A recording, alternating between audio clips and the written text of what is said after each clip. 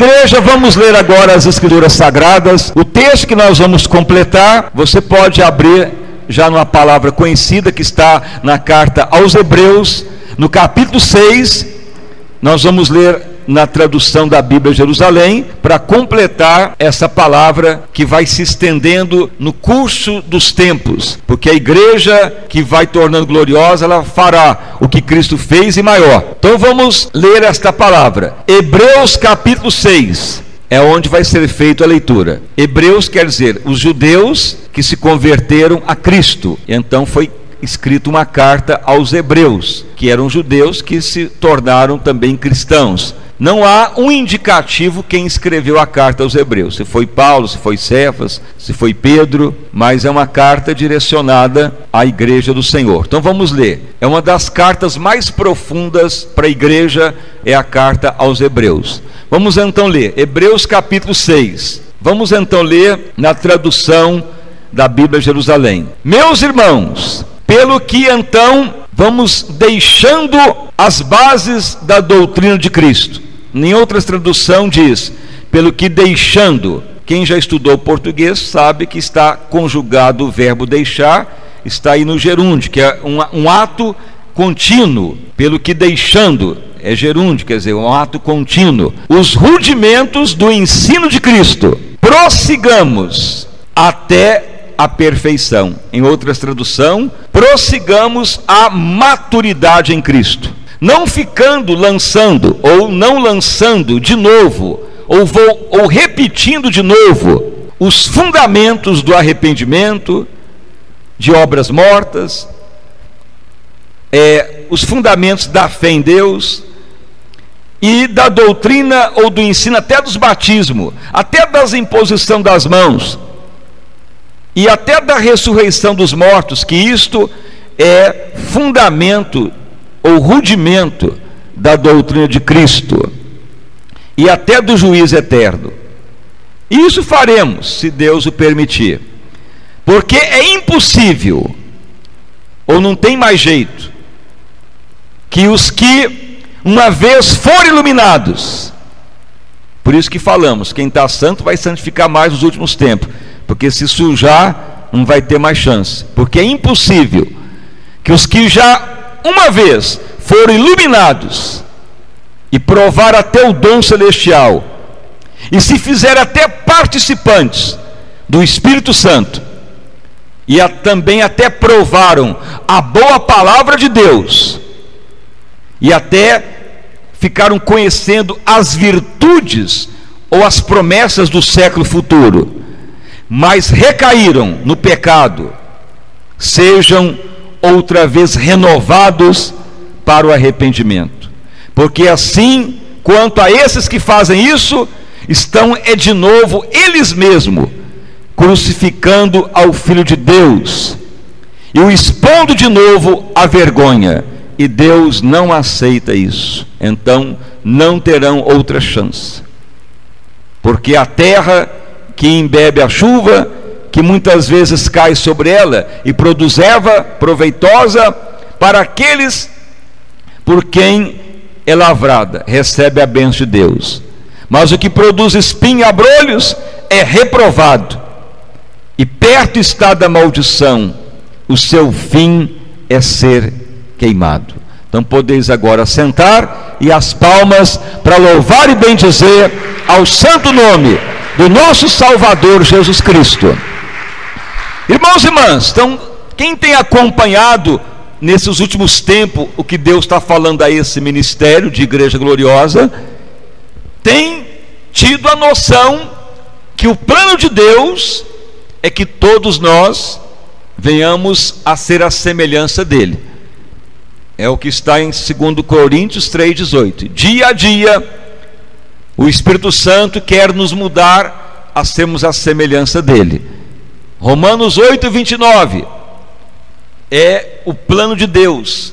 Ele nos criou e nos predestinou antes da fundação do mundo para sermos a semelhança de Jesus, ele tornando primogênito entre muitos irmãos.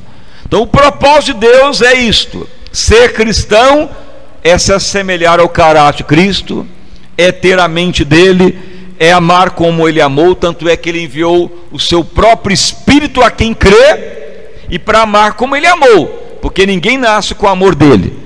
É o que está em Romanos 5:5. Ele derramou o seu amor ágape em nosso coração para desenvolver. Então o cristão que ora, que sujeita ao Espírito de Deus, a tendência é ele aperfeiçoar. Deus vai nos medindo, e se formos aprovados na métrica de Deus, a unção vai aumentando para fazer a obra do Senhor. Mas ocorre que, se a pessoa não der valor, se a pessoa não orar, se a pessoa não dar crédito, não andar no Espírito, ele vai ser condenado, como está também em Romanos. Não há mais condenação para quem tem Jesus e não anda mais na carne, mas no Espírito. Então são duas premissas verdadeiras. O que é uma premissa? É uma sentença de verdade. São duas premissas: ter Jesus e andar no Espírito. Não há mais condenação. Mas se a pessoa fala, não, já batizei, já aceitei Jesus, já está tudo bom, mas ele tem que andar no Espírito, e o Espírito Santo luta contra a carne, e a carne luta contra o Espírito Santo. E todo mundo já sabe que o pior inimigo seu, o pior inimigo meu, não é demônio, nem principado, nem o mundo. O pior inimigo nosso é você mesmo, é o que está dentro da sua mente, é a raça adâmica enraizada, é os desejos da carne, do homem caído, desejos desnaturados.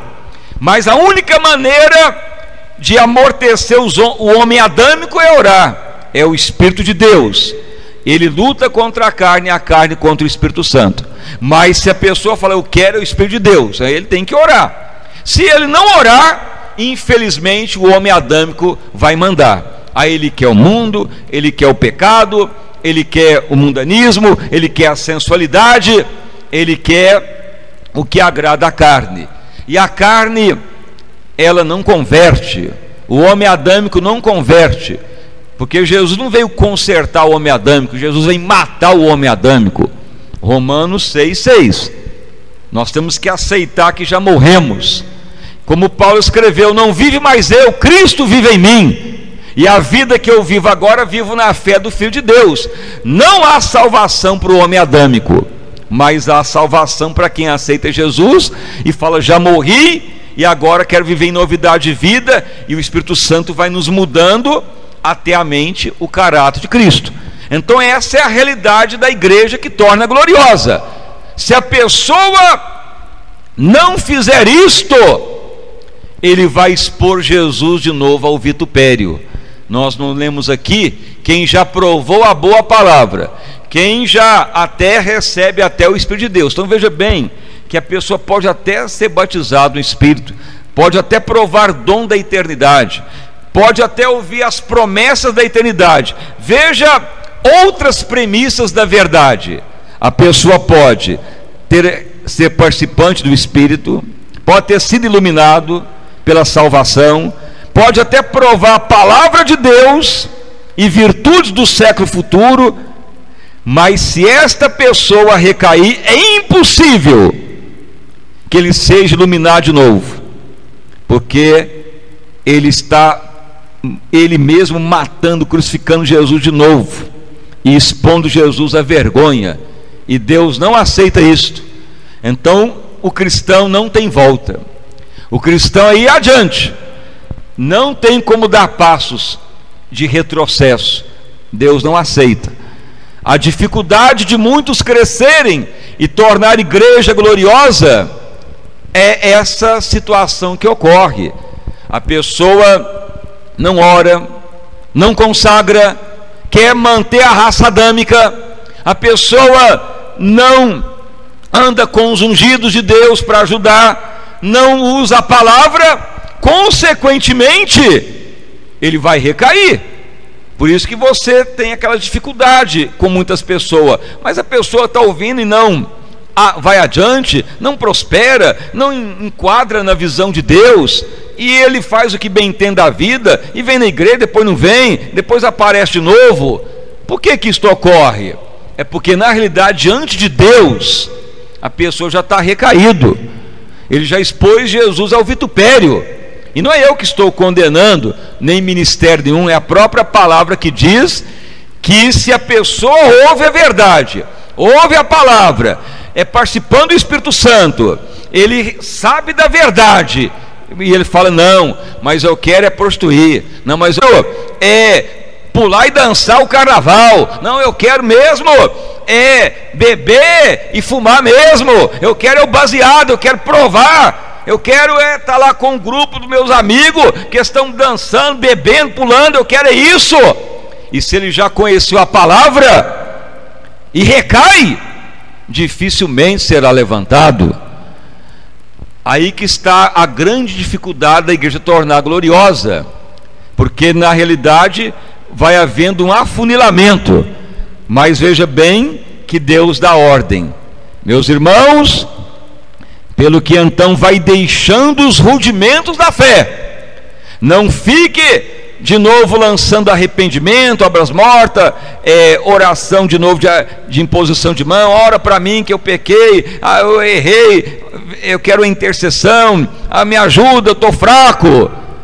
O cristão não pode ficar nesse nível muito tempo. A igreja que torna gloriosa, ela vai amadurecendo, pelo que deixemos rudimentos da fé, prossigamos a maturidade, não lançando de novo obras mortas, arrependimento, fé em Deus, ressurreição. Veja bem que isso é doutrina rudimentar, e Deus quer nos dar algo sólido. E se você não amadurecer, não prosseguir na fé, nunca vai agradar a Deus, não tornará nunca a igreja gloriosa. Mas Jesus tem a sua igreja gloriosa.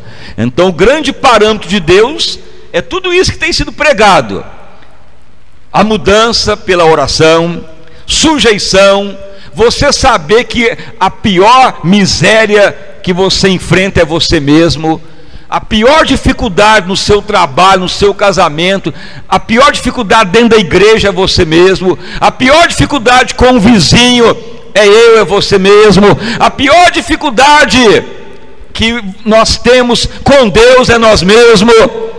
É a luta entre a carne e o Espírito Santo. Mas Deus deu o remédio. Todo dia orar no Espírito. Mas eu não sinto nada, eu oro, já falei em língua, mas parece que não melhora nada. Melhora.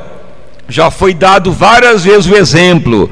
O orar no Espírito é como tomar uma anestesia para a cirurgia. Quem já passou por cirurgia, ou já tratou de canal dentário, enfim, já tomou algum remédio para dormir, o remédio, o que ele faz?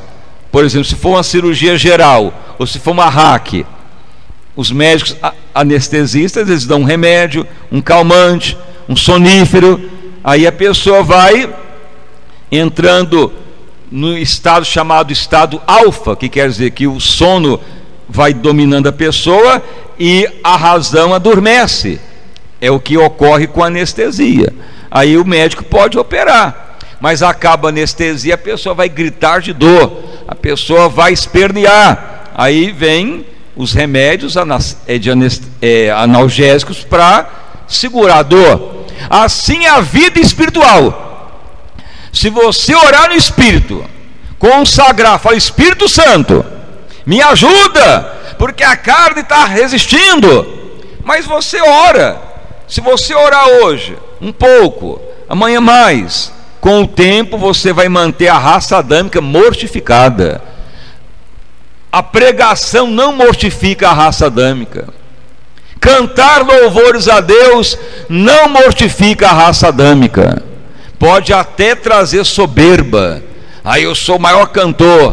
Por que você acha que tem muitos cantores gospel que despenca igual fruta podre da árvore?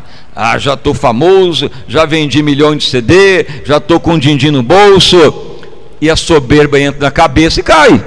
Então não adianta cantar, pregar. Muitos pregadores caem também. Eloquência, muita pregação, muito ensino é um grande perigo também, se não tiver a unção. Que a raça adâmica, ela não perde a oportunidade de ficar soberba, e fama, honra, riqueza, Mas o Espírito Santo vai mortificando isso, vai nos levando sempre à mente Cristo. A mente Cristo não é soberba, não é vaidosa, não quer pedestral. A mente Cristo quer sempre doar, a mente Cristo quer sempre servir. Isto é igreja gloriosa. O fundamento é, todo dia o Espírito Santo quer nos mudar, transformar, consagrar, orar. Jejuar também é uma grande valia, porque o jejum também tem a validade de confrontar a carne. Mas não fique fazendo aí só jejum de pão de queijo, que isso aí é muito ralequinho. Não vou comer pão de queijo um ano, mas o resto do dia você come rosca e todo tipo de pão que existe. Não adianta, só um gostinho é muito pouco. O jejum mesmo, o melhor mesmo é o jejum integral, sem água, sem comida, é confrontar mesmo a carne. Então a igreja que torna gloriosa, ela consagra, ela ora no Espírito, ela aceita que já morreu, não vive mais eu, Cristo vive em mim, e ela procura as coisas do alto céu, não da terra. Aí então vai começar Deus operar as obras que Ele fez em Cristo e maiores. Isto a igreja vai tornando gloriosa, na mensagem, no ensino, na palavra e na operação de Deus. Nós não podemos só fazer a obra ela pode estar transvertida de carnalidade, só cantar, só pregar, só um evangelismo, só uma obra é muito perigoso. Mas a obra na unção, ela é abençoada. A obra no caráter de Cristo é o ideal. Então está escrito: prossigamos a maturidade, dia após dia, não lançando de novo obra morta. Senão, o que vai ocorrer? Veja bem que diz aqui: quem já foi iluminado, provou quer dizer passado. Por que passado?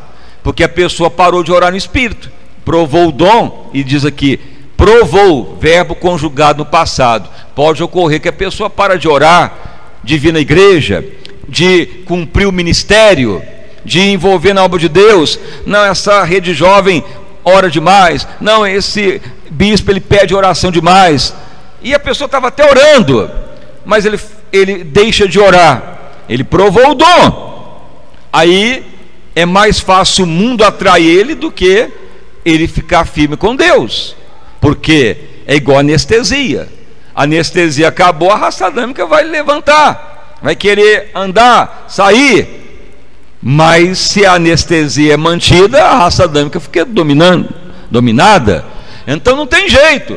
Se você quer manter as rédeas da salvação, é orar todo dia, é consagrar, é lutar contra você mesmo. Veja que o apóstolo Paulo falava: vivo cada dia a minha morte. O que é isto, viver cada dia a minha morte? É isto, orar é morrer. O homem adâmico morre na oração. Por isso que Paulo falou: viva cada dia a minha morte, não vivo mais eu, Cristo vive em mim. Até Jesus teve que orar, ele deu exemplo, enviou o seu Espírito para nos ajudar. Mas o Espírito de Deus, ele não atua sozinho.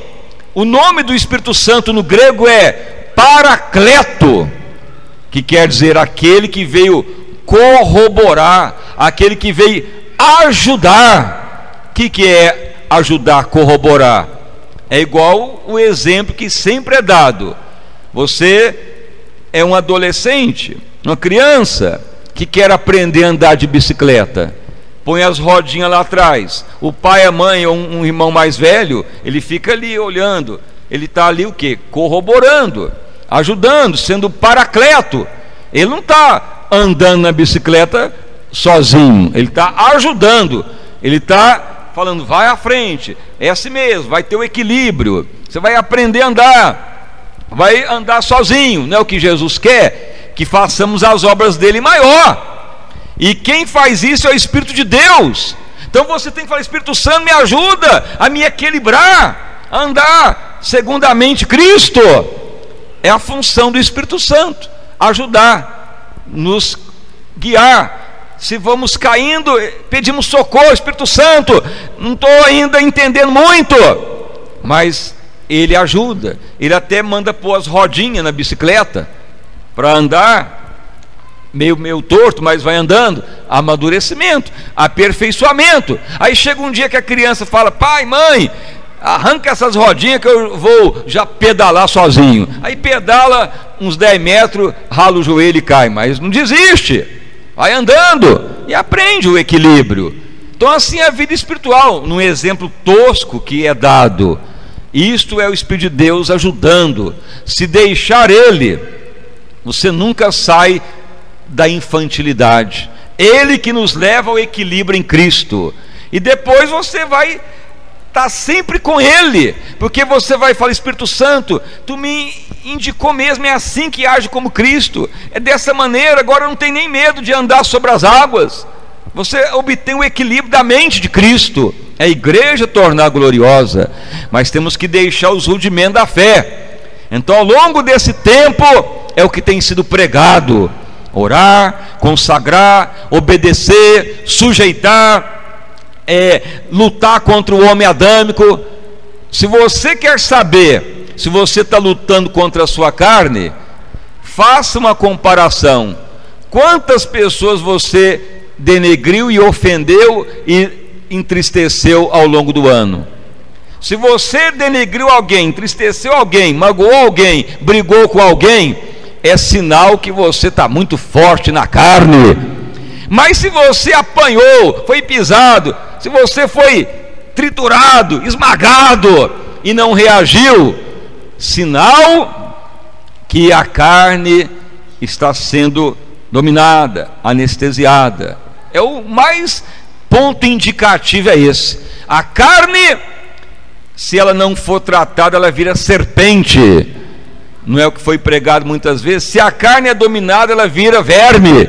É o verme de Jacó. O verme não tem peçonha, não tem veneno. O verme pode ser esmagado. Ele até tenta reagir, mas não reage muito. Vai pisar numa víbora para você ver uma cascavel. Ela dá o bote e o veneno na hora. Assim é muitos cristãos que estão na carne. Qualquer coisa lança o veneno. É briga, reage e se defende. Mas o verme, ele fala: pode pisar e esmagar. E isso só ocorre se orar no Espírito, se consagrar, jejuar, buscar. Fala: meu Deus, eu quero mesmo viver na mente de Cristo. Senhor, eu quero a minha morte todo dia, já morri. A carne quer manter viva, mas eu quero é a morte.